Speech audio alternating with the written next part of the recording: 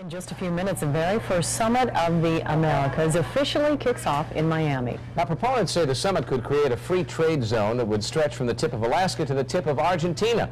All this and more will be discussed tonight near the tip of Florida in Miami, and that's where we find reporter Laura Santos live with details. Dave, the mood in Miami is absolutely positive and upbeat. From the Latin American heads of state to the Clinton administration, everyone seems confident that this summit will usher in a period of prosperity. Everyone in the Clinton administration is singing the praises of trade. They say that trade not only creates high pay and jobs, but that it creates so many of them that the possibilities are endless. Trade is not a zero-sum game. There is not a finite or fixed number of jobs to be parceled out around this hemisphere, around this world.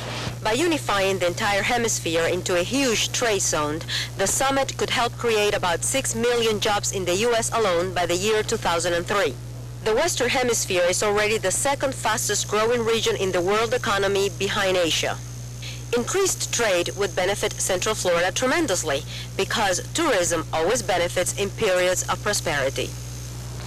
David, the positive move could end pretty quickly because tomorrow the Cuban-American exiles in Miami and around the country are planning a march so that they can be heard. They want the participants of the summit to look at Cuba and demand democracy in Havana. Every other nation in both hemispheres is represented except Cuba, isn't that correct? Yeah, everyone except Cuba because it's the only leader that was not democratically elected. And tomorrow, this march, they say that they're going to have about 300,000 people. They're going to be wearing black, and they're going to be trying to focus the attention on their compatriots in the island. All right, thanks a lot, Laura. Stay tuned to 6 News throughout the weekend as we continue to bring you live coverage of the Summit of the Americas.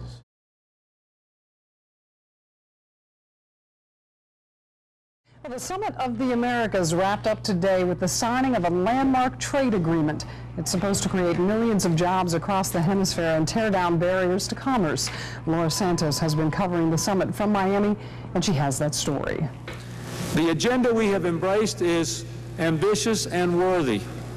We have actually committed ourselves to 23 separate and specific initiatives and more than 100 action steps. The presidents of the 34 democratic nations in the Western Hemisphere took a bold step toward prosperity by creating the largest free trade zone in the world. They also agreed to begin work on more than 100 programs affecting everything from money laundering to drug trafficking to the environment. And as expected, the U.S., Canada, and Mexico invited Chile to join NAFTA. This is the symbol of a political will to make progress. It means that it's possible to form a partnership, it's possible to work towards development, growth, and the harmonious development of our Americas. By the time trade barriers are completely knocked down in the year 2005, tens of thousands of jobs would have been created in Florida. The trade agreement will ultimately mean cheaper and better access to imports from Latin America and increased travel by easing customs and immigration checks on tourists.